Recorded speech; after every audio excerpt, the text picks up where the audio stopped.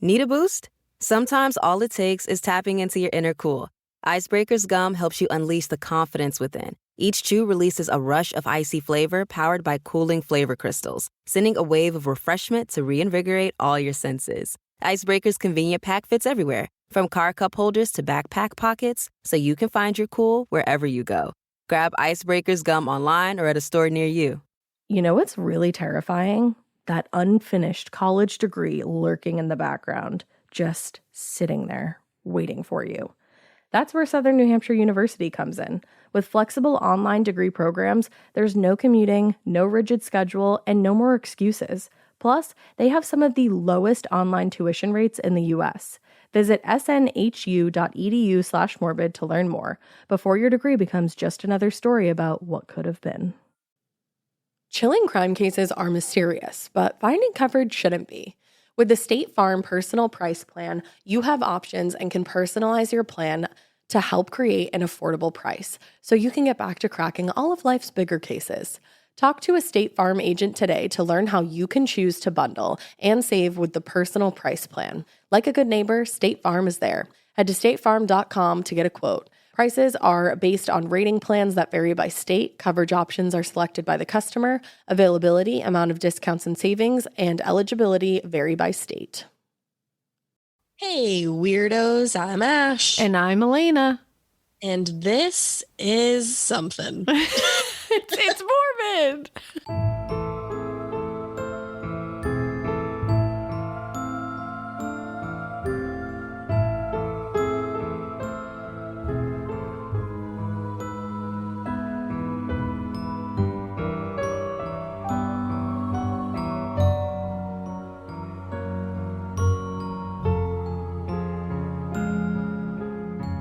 It's morbid. It definitely is. I was more speaking about this life. Like this life. And you know what? I think it's like this is morbid, but we crawled to the finish line the last couple weeks, man. It has been... It's been weak. I feel like we're saying that like more often than not. And I want to know like what deity we pissed off. Yeah, or, like... something's awry. We're gonna have to cleanse a lot of energy out of here because holy shit. It was literally like, oh, is it done now? Like, can we stop? It was literally like wham bam, thank you ma'am, bang bang boom, holy shit, fuck everything. Oh my god, what's happening? So you might notice that we sound a little probably a little crispy right now. We probably sound a little crispy. We don't really sound, pretty as smooth as we have been. That's because we're recording remotely because Ash is still down with the Rona. Oh my god, dude, the fact. So I feel fine now. Like, so I got COVID last week. Mm-hmm. Yeah. I don't know. The days are like 7 days ago or something. Yeah, I think I'm on my 6th day right now and I'm still testing positive, which is really fucking annoying because I feel totally fine. I'm ready to go back to your house. I'm ready to see my fucking nieces, ready to record in person. Like, I'm done with Rona. I'm also just ready to like walk out of my fucking house. I was going to say, just get out of the house probably. Yeah, I'm definitely a homebody, but this has really tested my limits of that. You've really bodied your home this last week and you're over it. My home has become like a sarcophagi that I'm just like stuffed in. Like, get me out. And then so we got the Rona, which we don't love recording remotely. In fact, all my fellow podcasters who do that like on the reg, I give you a lot of props because it's hard. It's not really enjoyable. It's hard. Like, really difficult, and I feel like it's we like fake that connection really well in person, but we do, but we can't fake it over this online, man. It's true. Your pheromones aren't here to work off of, and I don't know what to do. That's the thing. I also just feel weird because I'm like in my bedroom and like I'm supposed to work in my bedroom, and I'm just in the pod lab alone.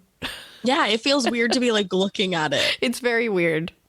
But it's been a weird couple weeks because we were dealing with that. We were just trying to get the schedule down. You guys got a fun John episode because, at first Ash was like super sick. Like, this wasn't like a asymptomatic COVID experience like I had. I was totally asymptomatic. Ash was like down for the count.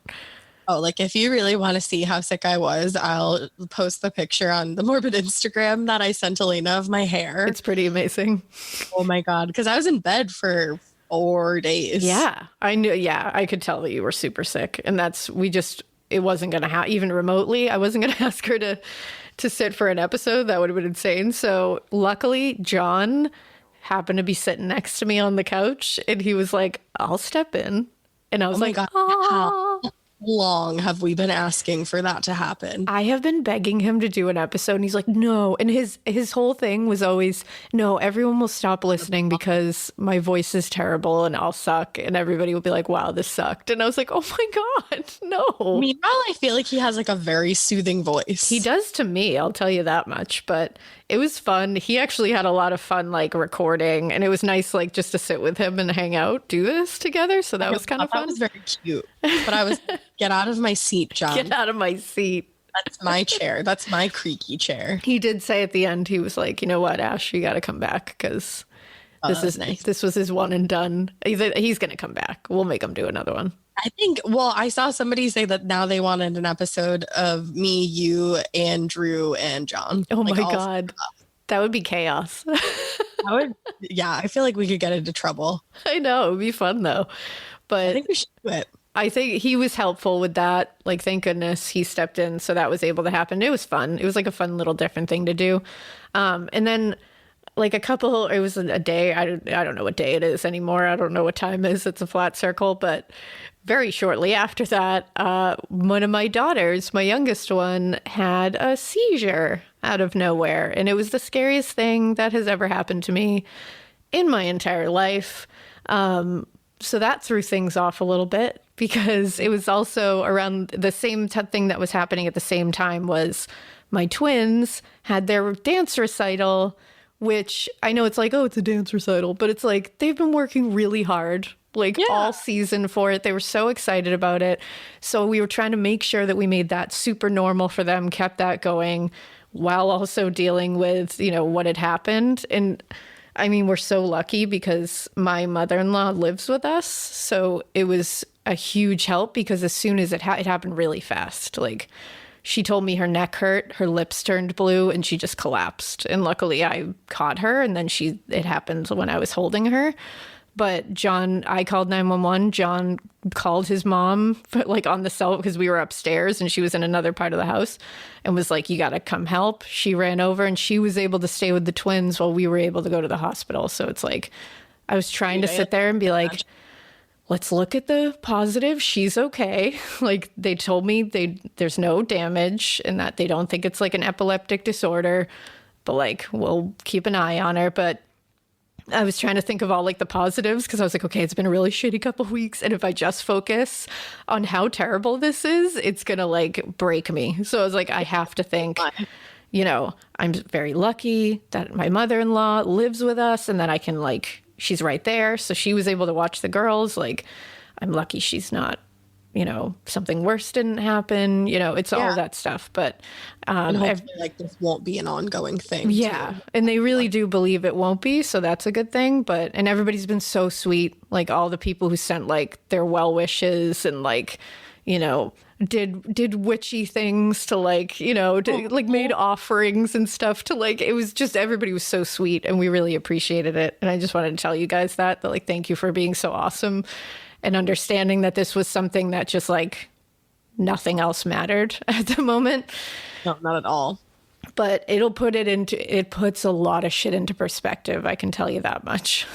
I would think so. Yeah. I hate that I couldn't be there because even being away, put it into perspective for me. I was, oh my God, no, I need to be there. It just makes you think because immediately, thank goodness she was okay. And that's all I could think of was okay, this is all that matters right here. Oh my God, seeing her face on FaceTime today, I was about to burst into tears. And then I was like, that will be frightening for you as a child. She would be like, what? Be like, Mikie, stay away. What is going on? But luckily, everybody's on the mend. We're going to get through this whole thing. We're going to keep getting the episodes out. And yeah, thanks again for being so patient and so nice and kind about it. We appreciate it. You guys are rock stars. You truly are. So yeah, that was the super duper fun week we had. But guess what? It doesn't matter because here we are, and it's time to record another morbid episode. Let's go.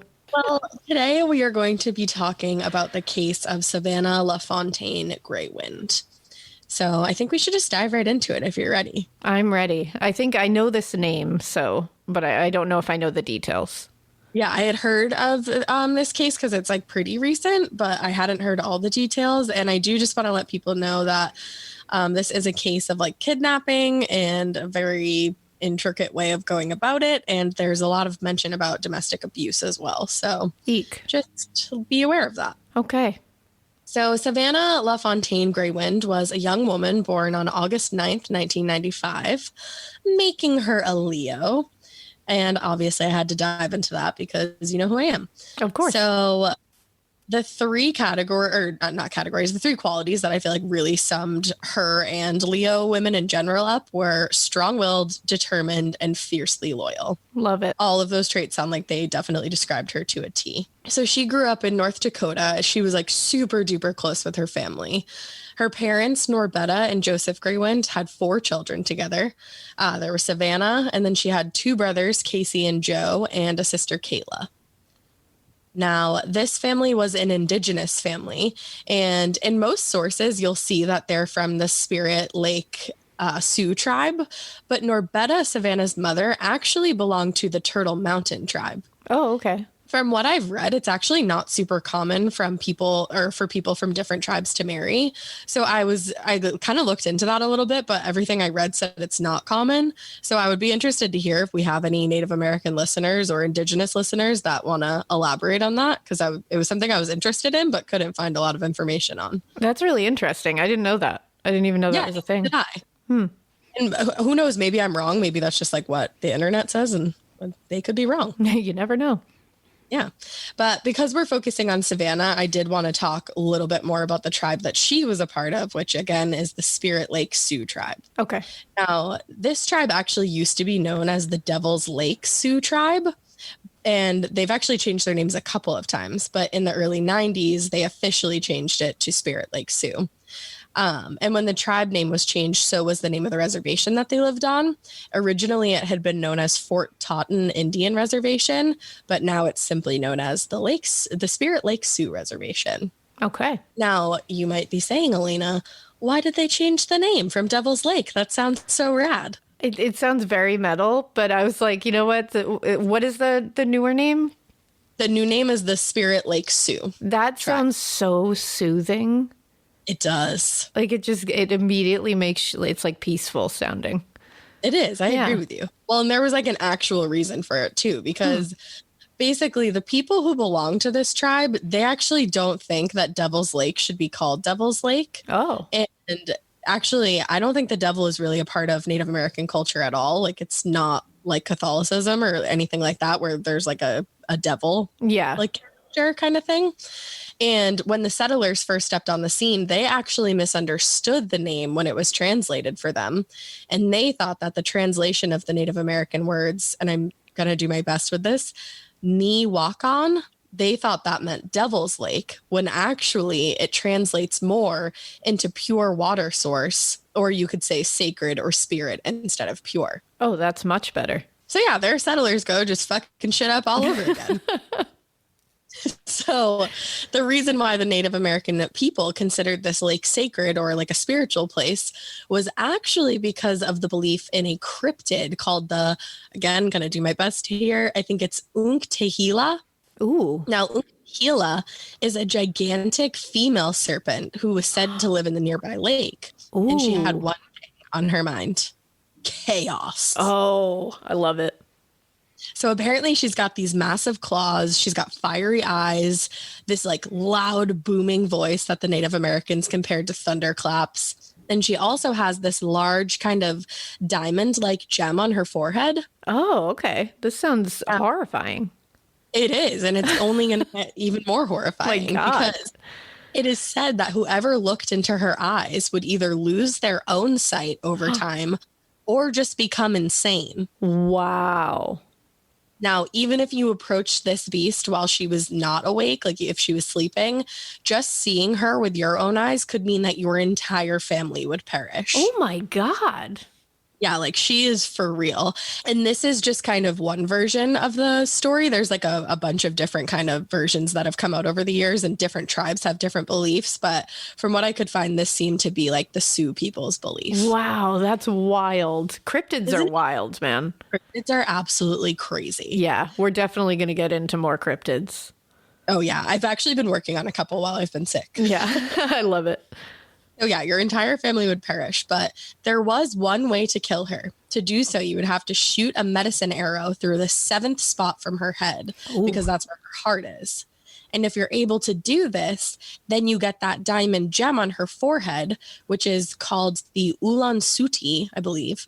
And if you get that, you become the greatest wonder worker within the tribe. Wow. I love this. I'm like, but if you see her, then your whole family dies. So like you become this great wonder worker. But did your whole family die? Yeah. Like, is your family thriving or nah? Or nah? Yeah. So that was that's just like a wild. Yeah. It was just like an interesting aside that I thought would be cool to mention, especially because she comes from this tribe. So like, let's get a little information on it. Yeah, it's part of the culture. It's part of the culture. And thank you for saying that, because it really leads me perfectly to my next point. That's what I'm here for. That is what you're here for. So Savanna's culture was something, obviously, just like most of us, that is incredibly important to her and was important to her. Now, her Dakota name, which is, I believe, the name that your tribe gives you, is where thunder finds her. Oh, I love that. That's Isn't that beautiful? I feel like thunder kind of like plays into this whole thing where this like cryptid had a booming voice like thunder. And then there was a couple other variations of the story where there was like this big fight between her and this other cryptid. And it was like the thunder god, all this craziness. That's cool. I love that. Yeah. I was like, oh, that's really ironic that is her given name. Yeah. Another thing that I'm super interested in, but couldn't find a ton of information on, is Dakota names. I was like, I kept trying to be like, well, what is that? And then everybody just kept giving me the definition for like Dakota, the name. And I was like, that's not a Dakota name. So that is not what I was asking. That's you've pressed an incorrect key. Thanks so much. I know what Dakota is. Thank you. But something that Savanna was really focused on in the last couple of years that she was with her family, and something that was really bothering her, was constantly hearing that Native American and Indigenous women were disappearing without a trace or turning up murdered all over the world. But the murders are still unsolved because they're simply just not getting enough attention. Yeah. According to Savanna's Act, which unfortunately and fortunately we'll talk about later in the episode, quote, Indigenous women face more violence than any other group, and at least 84% of Indigenous women have been the target of sexual or other violence in their lifetimes. That's so sad. 84% of Indigenous women have been the target of those crimes. And how isolating it must feel to have no one helping. And that's the thing. And again, thanks again, because that leads me perfectly into my next point. The problem, which honestly is something that we've touched on in the past, I think in your episodes that you did on Willie Picton, you gave us so much great information about the problem and what we can do about it. But it's just that these cases are not investigated. They're not reported on. No. There's all kinds of arguments about which jurisdiction they belong in, because certain, like the actual like police departments think that it's not in their jurisdiction. And then there's like tribal law force and just like so much red tape. Area. Yeah. It's just, but the real problem that we need to focus on is that this community has been so marginalized, and people need to actually spread awareness, which hopefully will lead us to actually ending so much of this loss that we're going through. Like, these women are just vanishing from these tribes and nobody's talking about it. And again, it's just like they're isolated from everything, because it's like they're screaming out for help and no one's helping. And that's the thing. And it's like, when are we going to do something about it? But I feel like a lot of people think like, I don't know what to do about it. So, but there are a ton of resources, which I'm sure you're going to tell us too. You just keep leading me perfectly into my next point. Here I am. Look at you great partner. I'm just ushering you through. Yeah, you really are. No, I actually have like a ton of great sources that I'll link in the show notes, and we'll talk a little bit more about those at the end. But cool. I just want to tell Savanna's story first, and then hopefully I can share those, and you guys and us and all of us weirdos together can actually do something about this. Yeah, absolutely. Also, sorry if I'm like not being clear. I'm on a lot of cough medicine. I think I'm like going around my points a little bit. Oh no, you sound great. All right, cool. But just wanted to get that out there in the beginning. I think we're in a mutual like brain fog, like just together, like a community brain fog. I think that we're all in a place of what the hell is happening brain fog. Yeah, we truly are. All right. So on with the story. Let's go. Back in the summer of 2017, there was a lot going on in Savanna's life. She was living in that apartment with her parents and her brother, but she was also 8 months pregnant and expecting a baby girl that she and her boyfriend were planning to name Hazley Joe. Oh, adorable. The cutest name ever. Stop. Now, the baby was due in September, and in the meantime, the family was just trying to get everything together that they needed to get.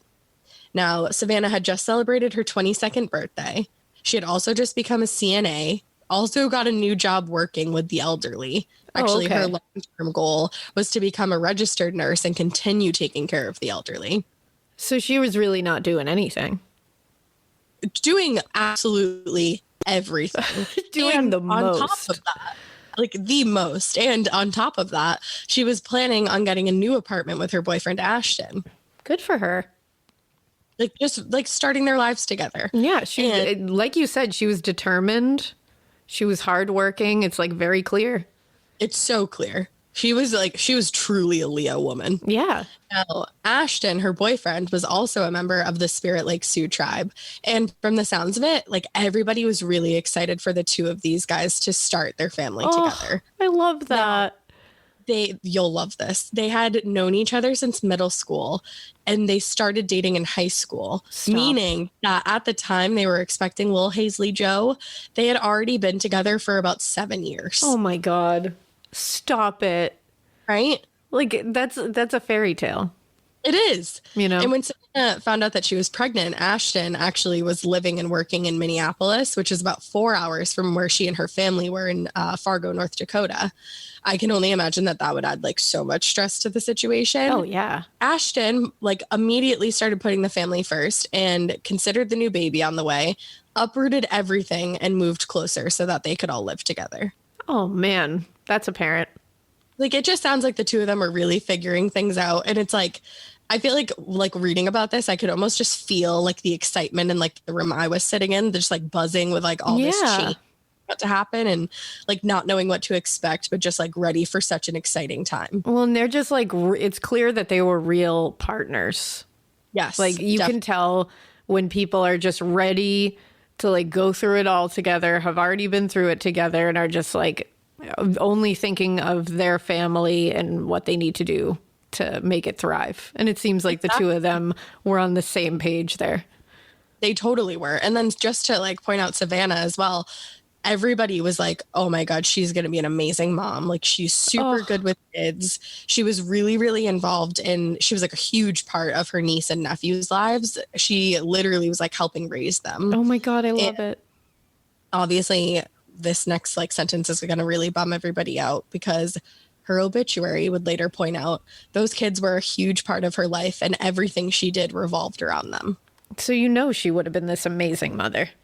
Absolutely. Yeah. And just like the fact that like that's like her niece and nephew and she's 22, but everything she does revolves around them. Like that tells you exactly who she is. That's how you are with your nieces though. I fucking love my nieces. And that's how I feel about you, that you're going to be an amazing mom. Oh my God, stop it. It's true. We have a lot of stuff to do before that happens. But when it happens, you'll be great. I'll be vibing. Oh my God, and Drew. Oh my Drew's God, he's going to be such a good dad. So good with the girls. Oh, and they are obsessed with him. Oh my God, your youngest. Could you quickly just tell that story? Oh my God, after she got out of the hospital, the girls, my mother-in-law had taken the girls while we were in the hospital to get her like little stuffies just to cheer her up. And she got the 2 stuffies and I asked her, what are you going to name them? And she held one up and said, I would like to name this one Drew Drew. after Drew. Drew, and the other one cat food. And you guys don't have cats. Like, she only knows my cat. She only knows Franklin and Lux. And I love that she sleeps with Drew every night. So now she sleeps with Drew, Frankie, and Luxie. Yes. So really just TT's missing. I guess we have to get her a TT stuffy. We gotta get a TT stuffy. I'm like, listen, I'm the OG of all this squad. Okay? I love it. Drew is a sloth. like not in a bad way, just like he just like it makes sense, I feel. Yeah, like because I love sloths. I love Drew. There's so many fun facts about sloths. There are. But anyway, we're digressing. But that's but Savanna is that kind of aunt, you know, where you're just like, when you decide to do it, if you decide to do it, you're gonna be amazing at it. You can tell. Exactly. Now, at the time that Savanna and her family were living in the apartment complex, unfortunately, so were two actual pieces of human shit piles named Brooke Cruz, who was, I believe, 36, but her age varies from 36 to 38, and her boyfriend, William, Hullen, who was 32. Uh-oh. Now, they are atrocious. They had been dating for about 3 years at the time they were in the apartment, but their relationship was completely volatile. Since they had moved into the building around May of 2016, there were countless fights that would literally like shake the ceilings of the apartments beneath them. Ugh. And it wasn't a huge complex. There were only 7 units within this building, so the neighbors knew where the sounds were coming from, and they were constantly calling the cops to check things out. Cops were coming and going from the apartment at all hours, and unfortunately, there were countless domestic disputes that turned physical. Oh, that's awful. It is. On one occasion, William actually threw Brooke into their bathtub and later pleaded guilty to assault. Oh my God. Now, when that happened, a no contact order was also put into effect. But just 6 months later, the police were called to the apartment again for another disturbance report. And sure enough, William was there when he should not have been. It's like, how do you do that to someone that you supposedly care about? I have no idea. I don't understand it. I have no idea how people do any of the things that this specific paragraph is going to cover. But oh, geez. Wow, because this is really rough, just so everybody knows. Now, the cops get there and they're like, you're not supposed to be here. Like, you're in trouble again. But it would not be the only time that he would violate these orders. He and Brooke actually both had pasts with the legal system, but they didn't seem to like use that to better themselves in any way after the multiple run-ins that they'd gone on. They both had children that they didn't see and didn't pay child support for. Cool. Brooke actually herself had at least 7 children. That she didn't see? Constantly being sued for not paying support. One time, actually, by her oldest daughter. Like, her daughter sued her for support. Oh, that breaks my heart. It does. An ex of hers who was left to raise that daughter on his own commented, quote, "It just seemed like she was more into doing her partying, doing her own thing, and not wanting to have anything holding her back. And she wanted to go off and do what she wanted to do." Then do that and be by yourself. But don't have children. Yeah, don't bring kids into it. I never understand that. No. Now, she did later mention to authorities that she grew up going like in and out of different foster homes and obviously didn't have the best experiences with them. So I do feel bad that she clearly had like a horrible childhood and then was also clearly being abused by her partner. It's like a cycle of abuse. It's not an excuse for abandoning your own children or for exactly what we're going to be finding out that she did to another person's child and another person's mother. Oh, God. Now, talking a little bit more about her boyfriend, William, there, interestingly enough, he actually sued his parents for child support when he was 16. Wow. So I can't imagine that he really had like an idyllic childhood. No. But such a weird kind of like ironic piece of information there. Yeah. And it's like people like they came together having this similar experience. Yeah, exactly. Yeah. Now, he also seems to have children. It appears that he has 2 children. And in 2012, he actually pleaded guilty to abuse or neglect of a child, which carries as a felony. According to the Dickinson Press back in 2011, William brought his young son to the hospital for medical care. And when the baby was checked out, it turned out that the baby had a fractured skull. Oh, my God. Now, Obviously, CPS and the police became involved in the situation, and an investigation concluded that there was literally no way in which an accident had caused that fracture, and it also wasn't due to any medical condition. That's horrific. This was child abuse. Wow. They're literal monsters. Actual monsters. Now this is going to fucking enrage everybody listening. Somehow he was only sentenced to 1 year in jail for this and got 2 years probation. This is what happens, though. I feel like this kind of shit is not taken seriously enough, and it happens all the time. I'm like, how do you fracture your own child's skull and then just literally get slapped on the wrist? That's what happens. Like, not only like just like fractured somebody else's skull, because that is horrific in its own right, but you actually had a part in creating this specific human that you're abusing. And it's a baby. And it's a baby. What does a baby do to deserve any kind of abuse? Exactly. All they do is rely on you for literally everything. Right. And like, it is your choice to have them. Yeah. And you're supposed to be a safe place for them. And it's like, it always breaks my heart to like think of these things. But it's so horrible. It happens so often, and then it happens a lot that they get a slap on the wrist or it gets ignored. And then the abuse continues. We've seen it like over and over and over. And it's like the abuse keeps happening, and eventually that kid gets murdered. And then everybody's like, weird. Something should have been done. Yeah. Now, luckily, that was not the case for his son. He served his time, and then a no contact order between him and his son was put into effect. Good. But it did end up being lifted in June of 2012. It's unclear if they've had any contact, though. But that's what we're working with here. And just keep the information about that felony charge and plea in your back pocket, because that's going to come back later. Oh, boy. So really just all around people in a shitty situation with just no motivation to better things for themselves, their family, or anybody around them. Cool. Now, Savanna and her family, for clear reasons, didn't actually associate too much with these particular neighbors, but they were friendly enough. Like her family, they would say hello in passing. It's like neighbors. Help out a neighbor if they needed to. So on the morning of August 19th, 2017, which was 10 days after Savanna's 22nd birthday, Brooke from upstairs came down and asked if she would be willing to help her with a sewing project she was working on. She went down to Savanna's apartment specifically, and she said, I've been working on sewing this dress, and I just need to have somebody try it on so I can get like the final pins in place. So this is so planned.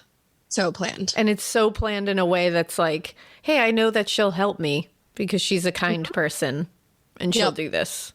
Like, let me just take full advantage of that. Of the good person that she is. And I'm sure this is exactly why she did this, because some sources also claim that she offered Savanna money.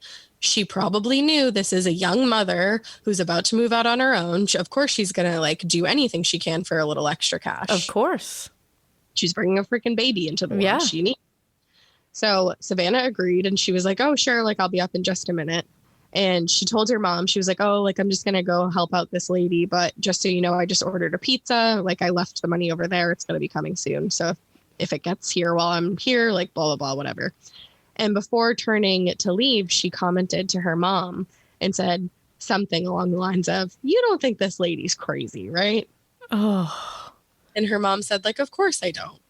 How would she know that their upstairs neighbor, who they honestly probably felt bad for, knowing that the cops were coming all the time, how could she know that she was planning exactly what she was? She couldn't. She 100% couldn't.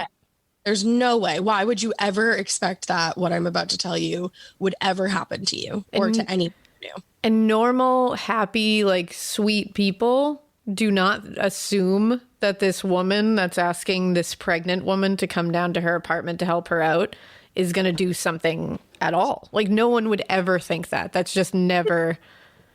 This is your neighbor. Like, it's like, you know them. You see them. You know that they've got some stuff going on clearly, but like, it's never involved you in the past. So why would you ever think anything was going to happen? I know. And it's a real bummer because it makes you sit there and go, like, I know I'm this way. I'm like, I don't want to help anybody. Like, I'm not. You never know a trap. You just don't know.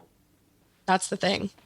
So once inside, it is believed that Brooke started arguing with Savanna, saying that she was mistreating cats. Like that's what is said in every single source. I'm not sure if they were Brooke's cats in particular or somebody else's. All I know is that it was clearly just something to say to confuse Savanna and start a fight. Just to start it off on like an aggressive kind of note. Exactly. So at some point, it started off aggressive. It gets more aggressive and escalates. And Brooke lunges at Savanna, who is 8 months pregnant, knocks her to the ground. And this is all in the bathroom. So when Savanna fell, her head hit the sink so hard that she was knocked unconscious. Oh my God. And you know what? You feel so vulnerable pregnant anyways. Oh, I can't imagine. Like I can tell you like fully, like I remember John when I was pregnant with the twins. He set me up to get like a massage, like a pregnancy massage, like a special one because I had like super bad back pain. And we had to go through like getting a doctor's note because like at that you'd have to be like super careful because you could like go into labor. So it was a big the whole thing. And I got so freaked out that I didn't go at the last second because I was like, I feel so helpless and like vulnerable. Yeah. And I just don't want to be in a vulnerable position while pregnant with someone I don't know. Even though this is a licensed massage therapist who has like a storefront and everything, I'm like, it's also an experience too, especially for like if you're a first time mom, which you were, and obviously Savanna was going to be. You don't know like anything that's going to happen to your body, and your one goal, like your one job, is just to keep that baby and yourself safe. That's all you think about. A lot of pressure. Like I can only imagine why that would make you feel so vulnerable. And she was probably like, I just want to like reach out and hug Savanna because in that moment she was probably only thinking of protecting that baby in her belly. Yeah, absolutely. It's like, and just a trigger warning, the next part is going to get very graphic and pretty detailed. So if you don't want to stick around for that, I understand, but it's coming, just so you know. Skip forward. Oh, yes. So she knocks Savanna unconscious to the ground, and then she goes and gets some kind of knife from the kitchen. It was just like nobody knew exactly what kind of knife it was. Jesus. It could have been like a utility knife. It could have been a kitchen knife. I'm not sure.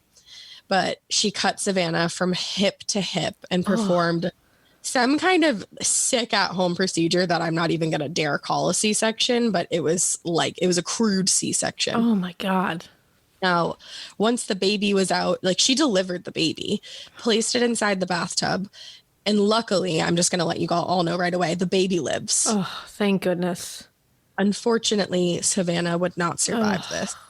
She was alive when the baby was quote unquote delivered, but she was essentially just bleeding out because she didn't have proper medical care. So she was alive when she cut that baby out of her stomach? She was alive. We can only hope that she was unconscious for most of it. And just like, it's kill. I literally am like, because you know what this is like to have a baby, to deliver a baby, but to think of it in these circumstances. And she just to that helpless feeling, I can't imagine it. She probably wasn't even thinking of anything but that baby if she was conscious, which my God, I hope she wasn't. I really hope she wasn't. Yeah, so Brooke just tends to the baby while Savannah's basically bleeding out on the floor. And I guess she just really ignored her until William came home. And I guess when he got there, he immediately obviously saw Savanna and was like, is she dead? Which also, what? I'm sorry.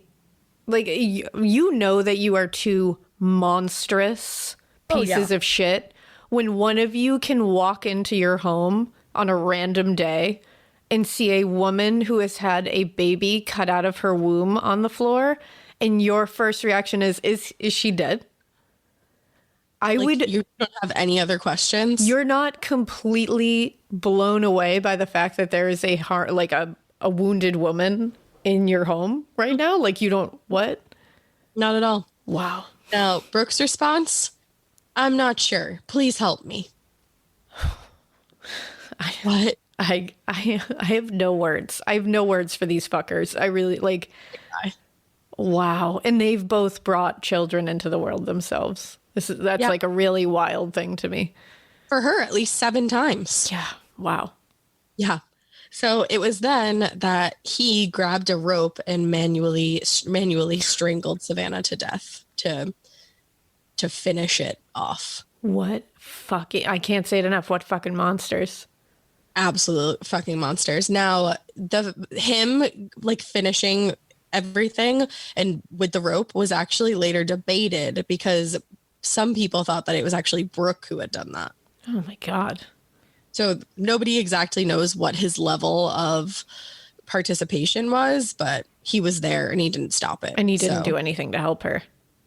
And his past tells us everything we need to know about who he is. He's a violent person. It's very clear. Yeah. They are irredeemable. They truly are. Now, Savannah's whole family is downstairs while this is happening. Oh my God. I didn't even think of that. Yeah. Because her mother, Norbetta, started panicking because Savanna hadn't said she was going anywhere other than upstairs. And when she hadn't come back down after a little bit, Norbetta actually went upstairs and knocked on the door to see what's going on? Like, where is she? And Brooke told her that Savanna had actually left her on 2:30 that afternoon. Oh my God. Meanwhile, she's literally on her bathroom floor. Oh.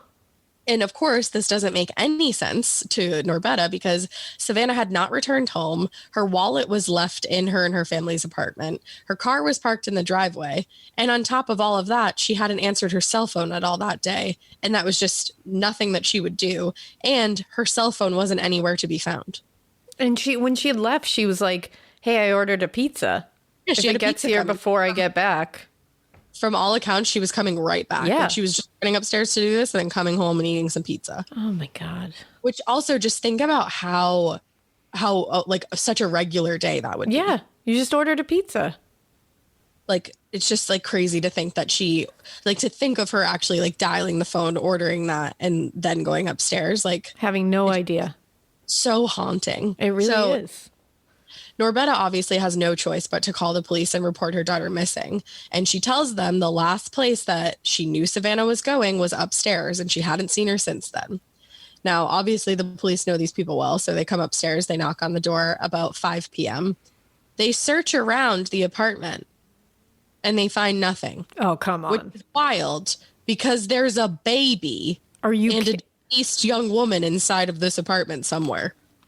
What the fuck? Yeah, didn't find the baby. Didn't find anything. Newborn, like a legitimately newborn baby. Yep. Wow. Now, they come back the next day. They do another search. They find nothing. Still a newborn baby and a deceased young woman in this apartment. And I can't imagine this is like a huge apartment. And these two pieces of shit have a very long history of violence and being pieces of shit. Oh, yeah. Now, Brooke would later tell the investigators that while the police were searching their apartment the first time, Savanna's body was hidden in the bathroom closet. So all they would have had to do is open that closet. Oh, my God. Unfortunately, I don't think it would have saved her life, but it's like, you could have found the baby way sooner. Yeah, exactly. The second time, William had actually hollowed out his dresser before the police arrived. And while they were searching, Savanna's body was hidden inside the dresser, wrapped in towels and plastic. Oh, my God. That's horrific. The baby was just hidden under blankets and was sitting right next to William, wherever he was sitting. Under blankets. Under blankets. That's safe. Yeah, that's safe. And how do you not look under the blankets? Like, I feel like I'm watching a bad horror film here and telling you like to run the other way from what is right there. And it's like, I'm sorry, a newborn isn't making any kind of like little squeaky noises or cries or anything under blankets. And you've been here twice now. Like, the likelihood of you visiting a newborn's place of living and not hearing them twice in a row. Like, what are the odds of that? Like, so, yeah. The next day, the couple carried the dresser down that he had hollowed out with Savanna's body in it, and they loaded it into their Jeep. They obviously did this at night. They would go out strictly at night with the baby. I was just going to say, I'm either leaving the baby at home or taking the baby with them. Both are bad. Yeah. And like, she later said that like she took the baby to Walmart like at night. So she was just walking around this community where everybody knows that like what has gone on, and nobody's like turning around and noticing this. And no one and the thing that's killing me is like, even people who did probably see this person, it's like they're seeing Savanna's baby and they don't even realize it. Yeah. But the thing is, this couple was said to be under surveillance. Yeah. Yeah, it sounds like they were. Under surveillance when they got rid of an entire woman's body. Yeah. And were running around with her baby. No, they were not. They were not under surveillance. That was bullshit. No. So apparently, like at work, William wasn't so careful with his words and had mentioned something about taking care of a baby to a few of his coworkers. And they were like, what the fuck? And everybody, again, remember I mentioned this is not a big apartment building. It's like 7 units. People within the apartment building started hearing a baby crying. Oh my God. I really hope that Savanna's parents weren't some of those people. That I really hope so too. But either way, the people who heard that and the coworkers put 2 and 2 together since the news of a local pregnant woman going missing had spread. And now their shady ass coworker / neighbor all of a sudden has a baby. Okay. Yeah. So the coworkers actually went to the police on August 23rd, which was 4 days after Savanna had gone missing, with their information. Now, with this pretty big lead, the police were able to get a full-blown search warrant, which they served the next day. And when they did, they luckily found the newborn baby alive and well and found Brooke and William just taking care of the baby. Jesus. The fact that their plan here was just to, we ripped this baby out of a poor woman. And to stay in that apartment complex where like her family lives down, like that baby's grandparents and uncle live downstairs from. How did you figure that out in your head that this was going to work? That's wild. And how did you figure out in your head that this was an acceptable, okay, appropriate thing to do? Well, this is where, like, when we look into these stories, it takes my mind to, like, just such a harsh place, because I just think about it and I'm like, these people left their apartment building during the day. And there's no doubt, obviously, I mean, they talked to the mom while Savanna was in the apartment. And it's like they're walking around knowing what they've done and knowing that they have her grandchild and knowing, like, Ashton, knowing they have his baby. Yep. And they're walking around acting like this is, and it's not killing them. Like, this hasn't destroyed them from the inside out as humans. You have to be a sick, messed up, fucked in the head individual. You're not a human.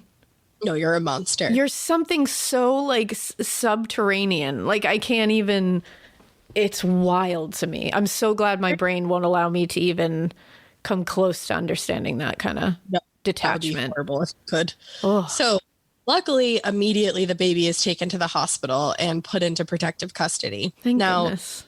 Once they determined that the baby was obviously Savanna's baby through DNA, the baby was put back into her family's care. Thank goodness.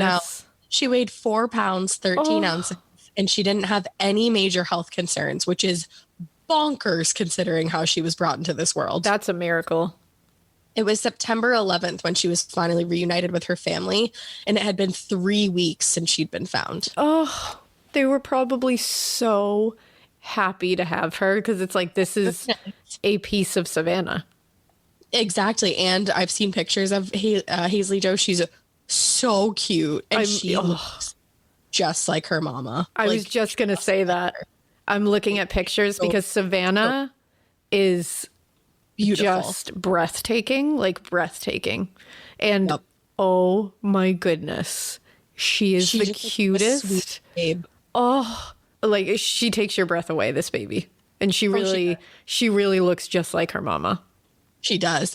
And there's a Facebook group. I'm not sure if that's what you're on right now, but I'll link that too. And the family will give, like, periodic updates about how the baby is doing. Oh, I love that. Yeah, I think she's going to be like 5 pretty soon. Oh my God, she's so beautiful. Oh, and she looks like her dad too. She's got, like, a perfect mix. She really does. Oh man, she's, like, gorgeous. I know. Oh, this family is, like, so, it's, like, breaking my heart to look at. They're a beautiful family. They really are. It's just so crazy that she didn't have, like, any major trauma. Yeah. You know? She was not only born a month early, but in such a horrific way. Yeah, and got no medical care at all. Like she until a couple of days after she was born, like almost a week. Like, she was meant to be here, man. She really was. What a little fighter. Yeah, for real. So Brooke and William were quickly arrested. Thank goodness. But they refused to give any information on Savanna's whereabouts. Oh, what pieces of fucking shit. Yeah, every time like you think it's gotten as bad as it could possibly get from the two of them, it gets worse. Ugh. Now, it would be another 3 days before Savanna's body was found. Her body was found Sunday, August 27th by a couple of people kayaking on Red River. This is a little graphic, just so you know. She had been wrapped tightly in duct tape and plastic, and the only reason that she was visible was because her body had been kind of stopped by a log within the river, which is horrific, but also kind of lucky because I don't know how soon she would have been found otherwise. Yeah. Thank goodness she was found. A total of 8 days. Oh, now, when the medical examiner, so bad. When the medical examiner finished the autopsy, they claimed that it was clear this woman was a victim of homicidal violence. There was a long laceration, obviously, that went from one hip to the other. So it was clear that she was the missing mother. And she was later identified as 22-year-old Savanna LaFontaine Greywind when they spotted this tattoo that she had on her foot that said, "Too beautiful for Earth." Oh my, are you kidding me? No. Oh, that just gave me chills. I knew this already and it gave me chills again too. You know what? She really was. Yeah. I hate that this baby was robbed of her as a mother. And that's the thing, such a great mom. Yeah. Somebody that would have cared and doted and just poured herself into motherhood, it seems like. Ugh, that kills me. Now, of course, Brooke and William turn on each other as soon as they are brought into custody and they're told that the body is found. Brooke told the investigators that on the day she went missing, Savanna had asked her how to induce early childbirth. She had just sought Brooke out because Brooke was such a great neighbor, knocked on the door and said, "How do I induce early childbirth, woman who I literally have never talked to in my life?" And why would she want to do that? No idea. She then told the authorities that Savanna came back 2 days later in the middle of the night. She had a newborn baby and she asked Brooke to take the baby. Wow, Brooke, not only are you an actual piece of shit, but you are the worst liar I've ever heard in my life. In what world is that conceivable? It's not. What? No. Completely unbelievable. Now, she would obviously change that story when she went back to trial in 2017, and she was facing charges of conspiracy to commit murder, conspiracy to commit kidnapping, and lying to the police. Badly. She did badly.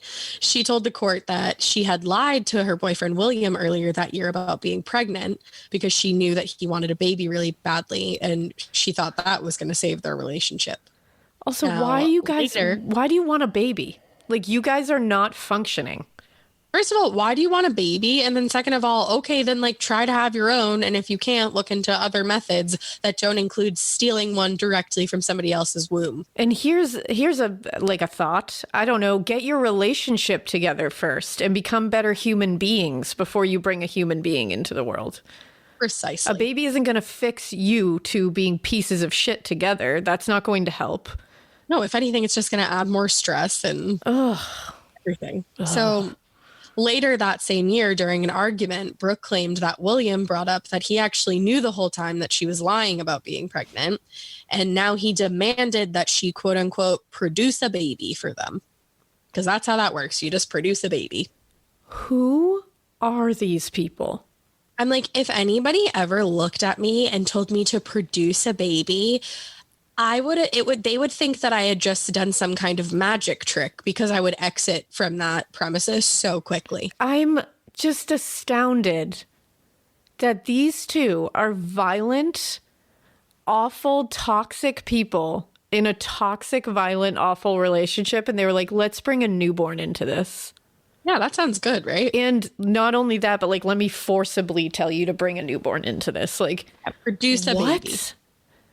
My God, people are truly, as a species, man, we're not doing well. We are not doing well, bitch. We are that is wild. Yeah. She also said that William specifically mentioned Savanna, talked about their pregnant neighbor. And she said, that's when I realized that was the baby he was talking about. that we would take this baby from a family that we literally don't even know. I have like no words. Like they are truly just abhorrent. Right. And again, it went so well the first 7 times, Brooke. Yeah. And so well the first 2 times, William. Cool. Wow. Now, William obviously denies all of this. He said he had no idea that Brooke had been planning this, and he denied any involvement in any kind of planning or lead up. He just said that when he got home from work that night that all this happened, he walked in the door and Brooke looked at him with holding the baby and just said, "This is our baby. This is our family." Wow. I'm like, and then you just rolled with that? You didn't ask any questions? And that is some kind of real break from reality that she had. Like that is for her to stand there and just be like, "This is our family now." Whoa. No, it's not. That's like not that is not your family. That is not yours. You stole that in the worst imaginable way. That's just it. And and like you said, he just doesn't, he's just like, okay, this is the way we get a baby. Take this baby to Walmart, and I can't. I genuinely cannot. So Brooke ended up pleading guilty to all the charges that I listed earlier. And she did apologize on the stand saying, "I'm just really, really, really sorry. I wish I could take their pain. I wish I hadn't done this. There's no excuse. There's no rationalization. There's nothing. I know it doesn't help, but I'm sorry. I'm guilty, and I deserve every year that I get." Yeah, Brooke, you know what you can do with that apology? Yeah, you know exactly what you can do with an apology. Those kind of apologies, I'm like, fuck off. Just started off with, "I'm really, really, really sorry." Like, listen, Brooke, you're not a teenager that just like got a ding on her dad's new red convertible. Exactly. You took a human life. You took somebody's daughter. You took somebody's sister. You took somebody's mother. And then on top of that, you took that person's baby. And just to be, I'm really sorry. Yeah. I'm really, really, really sorry. I'm really sorry that I decided to plan out inviting her over to my home where I could ambush her and then cut a child out of her womb. Yeah. And then to say, "I deserve every year I get." We know. Yeah, exactly. And it's like, honey, you deserve endless punishment. Yeah. I can't even like come up with a punishment that you actually do deserve. And it's like, how dare you look at that family and say, like, "I'm really sorry. I wish I hadn't have done it." That doesn't fucking help anyone. Get out of here. No, I'd rather them just say silent. I don't think any of them should be allowed to say, "I'm sorry." Like 100%. We just had that thought at the exact same time. Because sorry means absolute dog shit at that moment. The best thing that, I don't know who said this to me, but I've probably just heard it throughout my life. If you were sorry, you wouldn't have done it. Exactly. Because you don't have to be sorry if you just don't do it. That's why we have a filter in our head that says, "That's probably a bad idea." Yeah, and especially murdering a human being is not an "I'm sorry" moment. No. There's plenty of things to be sorry for. Murdering another human being is something you should never get to the point of having to be sorry for. Put that everywhere. Like you said, like it's not like you dinged your dad's convertible. Oops, sorry. Didn't mean to do that. Sorry. That was a my bad moment. Oopsie. Like whatever. But it's like you like planned this out meticulously. Uh-huh. And you put this poor woman who's already vulnerable and like 8 months pregnant in danger, and then you cut the baby from her womb and then murdered her. Yeah. And then stole that baby and then acted like it was yours. That's just beyond my comprehension. That's good. Yeah. So luckily, we get to the sentencing for at least Brooke here. On February 2nd, 2018, she was sentenced to life without the possibility of parole. Bye, Brooke. Bye. Now, for the charge of conspiracy to commit murder, the prosecution asked that the court impose the maximum sentence of life in prison, which obviously they did.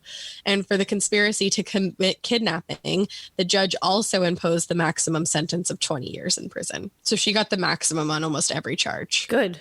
As she should. Now, this next part is going to creep you the fuck out. So when the public gets a hold of this story, a few other people come forward with experiences that they also had with Brooke that now made them even more uncomfortable than they previously had in the past. Oh, no. Now, one woman was at lunch with her family and her brand new baby daughter that her family had just officially adopted. And the mom notices a woman sitting at a table and she's staring over at them, more specifically focusing on the baby. And this woman at lunch says that this was 100% Brooke and she was actually with William. Oh my God, I hate this. The woman, who is Brooke, comes over to their table to compliment the baby and apparently just kept staring at the baby and repeating, "She's exactly what I want." Oh my God. Now all just like while staring wide-eyed at the baby. So the little boy at the table was just like, "Oh yeah, like that's my new sister Sophia." Oh. Like he's freaking stoked about it. What a muffin. And without even looking away from the baby, Brooke just replied, "Sophia, that's the name. That's exactly what I want. That's exactly what I want." Okay, I'm like, that just gave me full chills. I would be like, you need to get away from my baby right now. Yeah, I guess the mother like went to take the baby elsewhere, like to breastfeed the baby, and Brooke just like kept staring at them, and finally the family left drunk because they were so uncomfortable. And these poor people, they're trying to be like polite. You're trying to be like, yeah, like, what the fuck do you do in that situation? Like I just said, like I would be like, get the fuck away from my baby. You don't know what you would do in that situation. Like you're trying to be nice. Isn't usually to say like, get the fuck away from my baby. Like me and you, that's our motto now. But yeah, but at that point, they're probably just trying to be like polite, and they're probably like, okay, how do I get out of this situation without being an ass? And remember, that was a baby that they had just officially adopted. Yeah. Like, leave me alone. Let us have our celebratory moment and stop staring at my brand new baby. Oh my God. Wild. Fucking now, monster. An ex-husband came forward with information that he believed she was deeply disturbed. She had dated this man and moved with him to Australia after divorcing from her previous husband, who she had attacked with a knife. Oh. Now, this man who she was married to, I think they were only married like a couple months, and he found different journals of hers and found out that she not only had a bunch of kids living in America, because she had told him that she didn't have any children. He found all of that out, but also imagine doing that when you have kids. Like imagine your kids finding out later that you were like, yeah, I don't have kids. Yeah, no, I don't have kids. And I want some actually. So like, let's have them. Like she was saying to him, like wanting to start a family with him. What the fuck? And he's like, wait, you literally have like 5 other families. What? Like, go take care of them. And I guess she got pissed at him. But then he found these super creepy journals of hers where she was talking about different ways to induce labor, different meds that would be needed to like induce the labor, all kinds of tools for at-home childbirth, like scissors, gloves, clamps. She was planning to do this a long time ago. Bizarre shit, dude. Absolutely. And it also seems like she was kind of aware that she had like this dark side to her, because in one entry of her journal, she wrote, "Perhaps there are 2 distinct personalities within each of us, darkness and light. One of them is socially obliterated fairly early, or we're born with the one. I believe we're predetermined with 2 distinct thought processes that manifest as personalities. Is it normal for humans to have this dark side? Seems so." No. No, it's the answer is no. No. You asked a lot of questions, and the answer to all of them is no. No, like, yeah, we can have 2 different personalities for sure. I'm a Gemini. I'm all about that. But like, not one of them includes stealing a baby from the mother's womb. Yeah. And not all of us have that like nasty dark side. No. Like, no. Sorry, bro. Like, I'm a little more socially adaptable in some situations and not very much in others. But you know. So she was 100% planning to do this a long time ago. Oh, absolutely. Not a doubt in my mind. Yeah. Not a doubt in my mind. Wow. Which is wild, because I'm like, you have actually 7 chances at getting good at this. Like at really like taking care of these. You don't want to take care of a baby. You have 7 that you could have taken care of. And it's like, or even just give a shit about. Like you couldn't even give one fuck. You had no fucks to give about 7 other kids. And it's she dipped to Australia and like left all the kids. And it's like, did I wonder if she left these kids after they were not like in that baby phase anymore? Like maybe she's just this monster who only wants that baby phase. And once they get out of it, she's like, get away from me. Maybe. I know that her oldest daughter, who ended up having to sue her for child support, she left. I believe she left when she was like younger, and then actually became like more involved in the child's life when she was like 13 or 14, and then just vanished again. So I think she was kind of one of those that like maybe goes in and out, or for some of them she did that, and then for other kids she just completely abandoned them. My God. Just seemed to be a hot mess. I don't get it. And I feel so bad for all the kids. Yeah, they deserve better. Yeah. And for people that were married to her, like I can't imagine finding that out. Like, yeah, I married you and had a child with you and this is what you're capable of. Oh my God. And her telling you I don't have any kids, and then you find out she has a ton of kids. I'd be like, what kind of fucking monster are you? Seriously. Oh. So moving on now to William. Yeah. He had also been charged with the same counts that Brooke pleaded guilty to. He was acquitted on the charge of conspiracy to commit murder because they were not technically able to determine how Savanna died. Like they couldn't say if it was the strangulation or if it was from bleeding out. That makes me so angry. Horrific. And they also couldn't determine whether he really did use the rope or if it was Brooke. Like, can we look at intent here?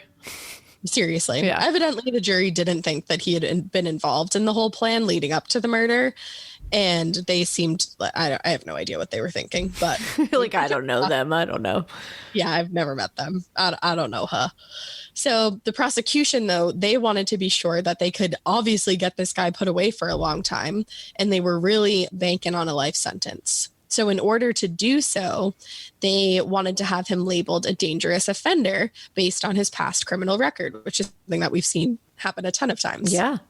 Now, they were specifically citing, obviously, the 2011-2012 incident and felony charge of neglecting or abusing a child. So at first, that worked. The judge, Judge Tom Olson, sentenced William to a life sentence in prison, saying later, "I knew the only fair and just sentence would be the maximum allowed by law." Yeah. Unfortunately, William was allowed to appeal this sentence, and the North Dakota Supreme Court actually disagreed with the original judge, Judge Tom Olson. They stated that the previous charge that was used to label him as a dangerous offender was not similar to the crime that he was being punished for, so it simply didn't apply. And this is why the justice system is broken. Fucked. This is why that is, and this is a perfect example. He was charged with abuse or neglect of a child.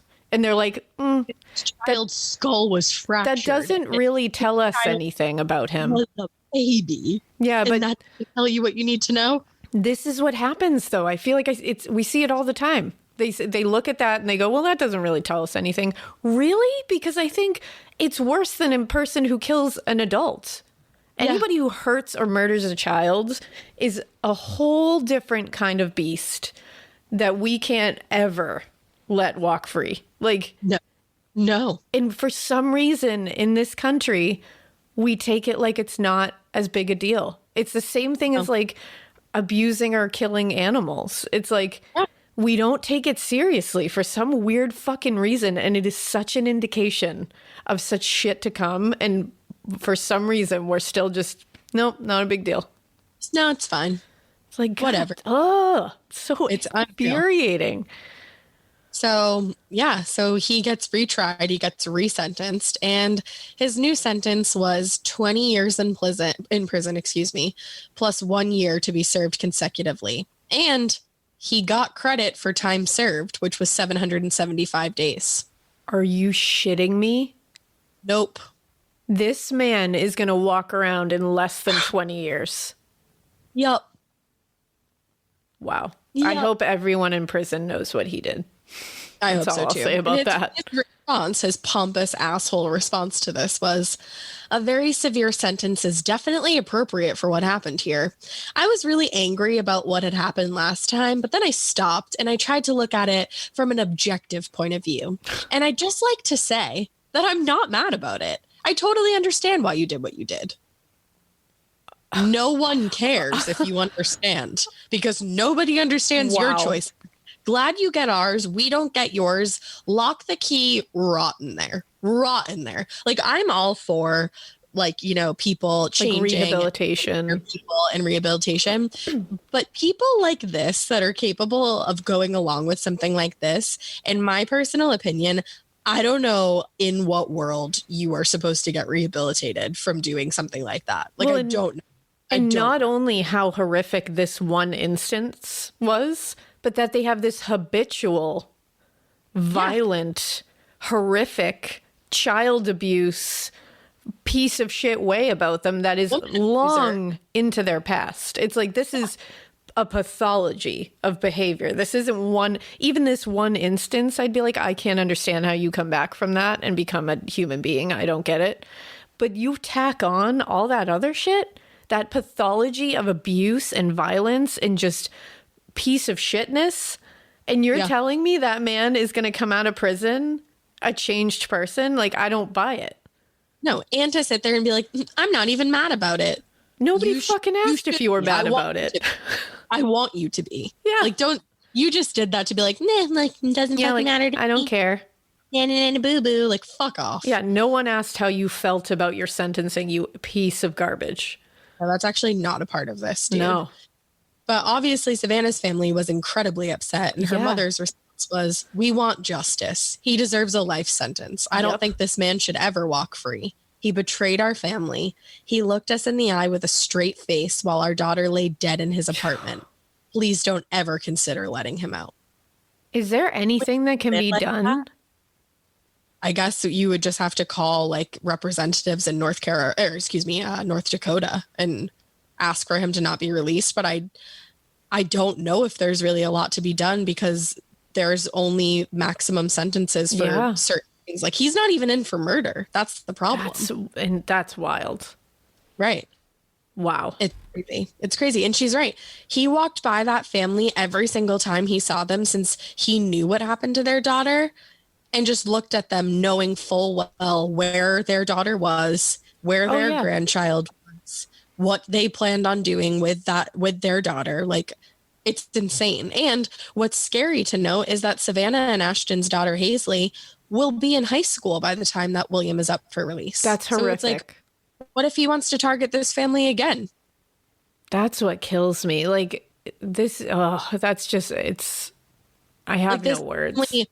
Loses their daughter like in such a horrific way, and then now they have to worry about him potentially hurting their family when he gets released. Yeah, that's too much, man. Oh, that's so infuriating. It really is. Now, gearing things back to Savanna now, almost 1,000 people attended her funeral, and everybody was wearing red shirts to honor her and the other missing or murdered Indigenous women across the globe.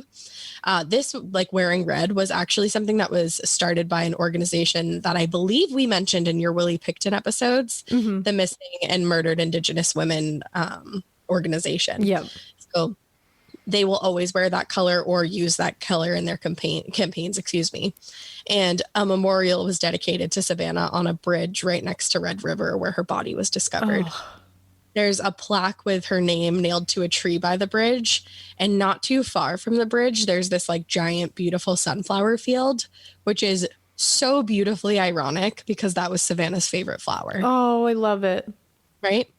Now, in the aftermath of Savanna's murder, a lot of those close to her, and specifically her parents, felt that the Fargo Police Department just did not do enough. Yeah. They felt like the reaction was far too slow when she was first reported missing, and then I don't even know how they sat there and knew that law enforcement was in that apartment multiple times while Savanna and the baby were both in that apartment. And it's not even like a house. It's an apartment. That's the thing. How did you not hear them? Now, David Todd, the chief of police, basically said something along the lines of like, the investigation would have gone differently if we knew that the person we were searching for was dead. It's like, shouldn't you just address every situation like it's that dire? Yeah. Like he was like, we weren't looking for a body. We were looking for a person. And I'm like, but that's actually, those are the same things. Well, I feel it. And it's like, isn't part of like investigatory work not going in with a preconceived narrative of what has happened there? You don't know what's happened. You're just looking for that person. You go in and you let what's happening tell you what's happening instead of going in there and being like, well, this is what's going on. Yeah. It was just a fucking excuse for him to be like, my police department's fine. They did not do their job here. Not at all. Now, tribal leaders across North Dakota were outraged and demanded that something be done. And luckily, something was done. Ooh. So former North Dakota Attorney General and former North Dakota Senator Heidi Heitkamp proposed Savanna's Act, which would require that the Department of Justice, and this next part that I'm going to say is straight from the congress.gov site, quote, provide training to law enforcement agencies on how to record tribal enrollment for victims in federal databases, develop and implement a strategy to educate the public on the National Missing and Unidentified Person System, conduct specific outreach to tribes, tribal organizations, and urban Indian organizations regarding the ability to publicly enter information through the National Missing and Unidentified Person System or other non-law enforcement sensitive portal, develop regionally appropriate guidelines for responses to cases of missing or murdered Native Americans, provide training and technical assistance to tribes and law enforcement agencies for implementation and developed guidelines, and report statistics on missing and murdered Native Americans. First of all, like, I'm so glad that happened, and I'm so glad it's called Savanna's Law. Yeah, Savanna's Act. I love Savanna's that. Act. But how sad is it that it took this long? Just for it to be like, hey, we should probably train police forces on how to just try to look for these people. Yeah. Yeah, and to give them time. It took that long. And then it's sad that somebody decided to do their fucking last move in office blocking this bill. Are you kidding me? No, I'm not. So just what to is the reason? That's the thing. So that was like a lot of information. So just to like kind of sum that up, essentially what Savanna's Act wants to do is address large gaps in data collection, train law enforcement more effectively with these specific cases, and according to the cut, increase communication between federal, state, and tribal officials. So when it was brought to the Senate for voting, it passed unanimously, obviously, because there's nothing wrong with it. So unfortunately, former Virginia Senator Bob Goodlatte, I think is how you say it, he blocked it at the House level. Fun fact, too, the district that he actually repped is also where Virginia's largest Native American tribes live. I don't understand human beings. I really don't. Now, blocking Savanna's Act was the final thing that he did in his last week in office. Like, he really just took that time to be an absolute dick. Yeah, very cool, bro.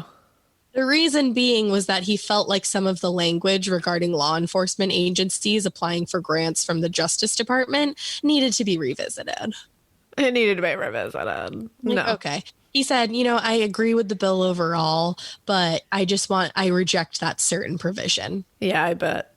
I'm like, okay, well then, like, take it out later, but just fucking pass the law. And now, there's nothing wrong with the law. Just fuck off, dude. Like, just leave. You're leaving. Yeah, just continue to leave. Luckily, Savanna's Law was passed, and it wasn't signed into law until October of 2020. That's wild. It's absolutely insane. I'm glad it was passed, though.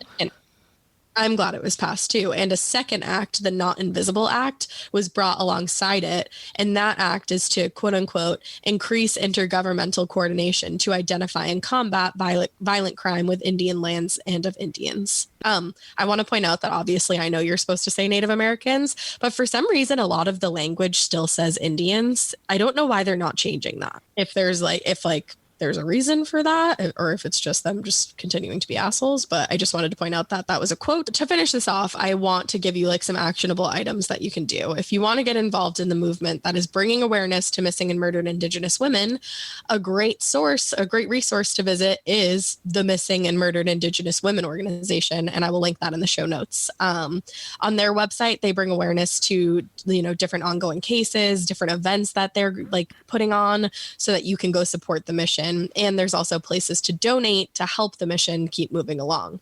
And actually last Thanksgiving, they had this campaign called Pass the Red Purse, where they told stories of like their struggles as Indigenous people and specifically women.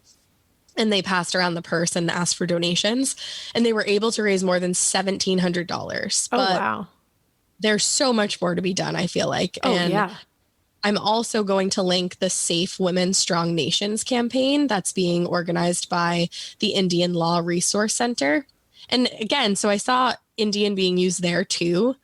So I'm not sure what that's about. If you want to explain that to me, I would love to be enlightened. Yeah, if you would like email us and let us know, because I really do want to know what that's about, because it does feel like so feels wrong. Yeah, because I'm like, but I want to say the right thing, and that's what that place is called. And it seems as though they're doing like great things for Indigenous people. So let us know. But yeah, their website has tons of information about like actionable items that we can all work on, different places to donate if you're able to. I already donated, and I did so in Savanna's name. And I feel like if you're able to donate, it would be really cool if everybody did so in Savanna's name. Yeah, because guys, when we did the Katie Hawelka case, and I linked that petition, you guys got that petition blown up. That thing went from 8,000 signatures to the last I looked at it, it was like 40,000. Yeah. You guys did that. You did like that. The weirdo power that we all possess together.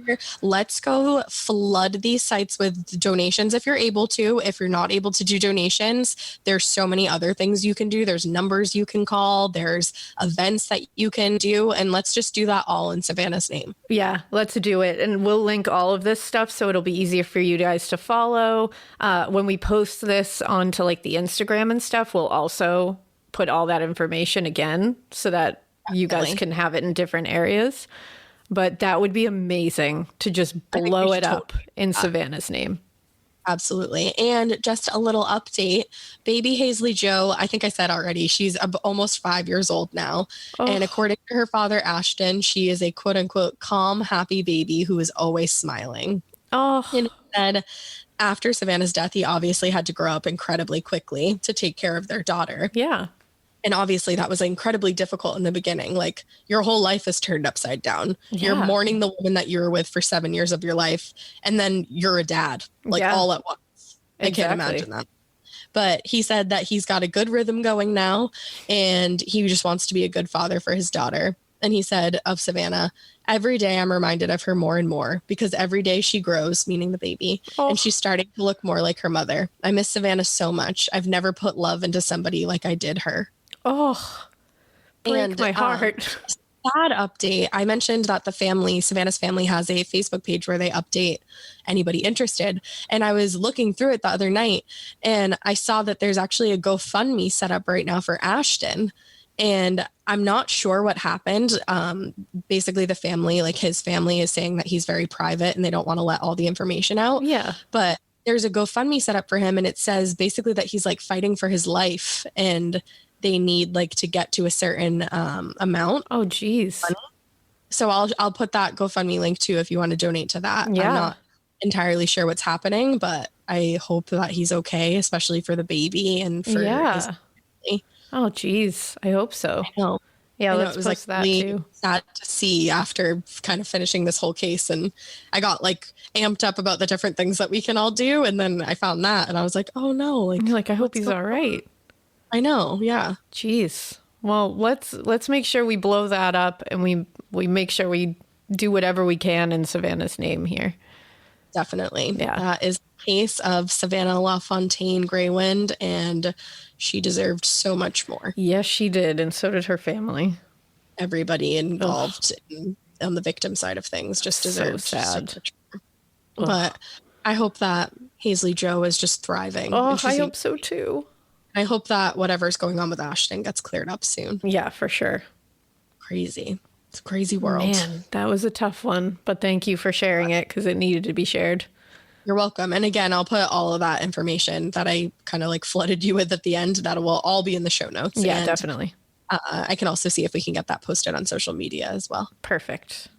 Sweet. Yay. Well, we hope that you keep listening, guys. And we hope you keep it weird. I should never, ever have to tell you that you don't have to keep it this weird. If you keep it this weird, you're not a weirdo. If you keep it this weird, you're going to jail forever and you're a disgusting human being. Yep. That. Bye. Bye.